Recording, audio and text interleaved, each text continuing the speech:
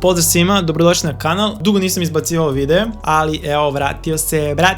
I u današnjem videu ću proći kroz neke od opcija u Premieru koje će vam olakšati i ubrzati rad. Znači, editovat ćete brže, lakše ćete se snaći u programu i bolje ćete imati organizaciju celog procesa. Pa da počnemo sa prvim, znači pre svega najbitnija je organizacija fajlova, gde se smeste videi, gde se smesti zvuk, da sve ne bude izmešano i onda ne možete se snađiti na kraju. Tako da ja uvek pravim foldere koji se nazivaju po projektu koji radim trenutno, znači sad ako je to na primjer, ne znam, Adidas, snimam za Adidas, znači Adidas se zove folder i u njemu pravim foldere koji se zove footage. Tu su mi svi snimci po danima ili ako je jedan dan, onda iz jednog dana. Drugi folder je za muziku, znači zvuk, možda zvučni efekti, sva muzika koju ubacujem u video i neki voice overi ako ima preko. Sve mi je tu složeno u folderu music. Imam folder projekat, tu držim sve projekte, da li u Afteru radim, da li u Premieru i tu su mi smešteni projekti. I još jedan folder render, tu ubacujem render fajlove, bilo da li su kopije, da li su neke ispravke, znači svaku kopiju rendera sačuvam kao posebnu, da bi mogao da se vratim za ne daj Bože ako neko traži prethodni, a ja ga nemam. To je prva i najbitnija stavka, znači organizacija svih fajlova i datoteka. Otvaramo sada Premiere i tu nastavljamo sa radom. Jedna od jako cool stvari i meni jako korisnih je dodavanje markera i ubacivanje fajlova koje odaberete na te markere u jednom kliku, bukvalno 2, ok, možda 3, whatever. Ali mnogo je brže nego da se prevlači svaki klip na svaki marker. Prvo stavljamo pesmu u sekvencu i krećemo da je slušamo. Dok je slušamo, na svaki bit kliknemo slovo M, time stavljamo marker u sekvencu i obeležavamo gdje će biti promjena svakog videa.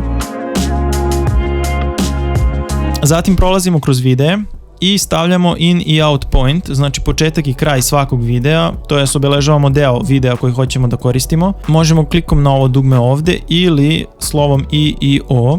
Kada to završimo, idemo u klip, automate to sequence i ovdje stavimo add unnumbered markers. Kliknemo OK i on automatski stavlja sve videe koje smo obeležili na naše markere.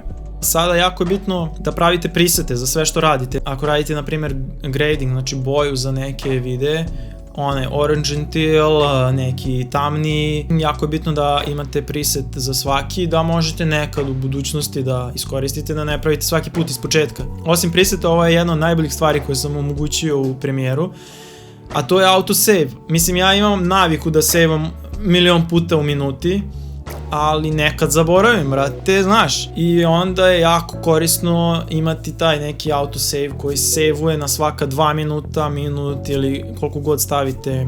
I osim toga pravi kopije prethodnih sačuvanih projekta, tako da imate znači 20 projekta jedan za drugim u redu, a svaki je na 2 minuta na primjer razmak, tako da je 40 minuta unazad možete da se vratite u vreme ako nešto sjebete ili samo hoćete da se vratite nazad kako je bilo. Što se tiče bržeg eksportovanja, ja uvek dok editujem, renderujem sekvencu, neke delove ili celu, tako da posle mogu da uključim from previews, tako da iskoristite fajlove koje sam već renderovao u finalnom renderu, da ne mora opet da se sve to renderuje i gubim vreme, tako da to je mnogo brži način za eksport celog videa. Eto, to je to, neke kratke ali korisne stvari u Premieru. Hvala svima koji su gledali, ne zaboravite da lajkujete i pretplatite se na kanal, a mi se vidimo u sledećem.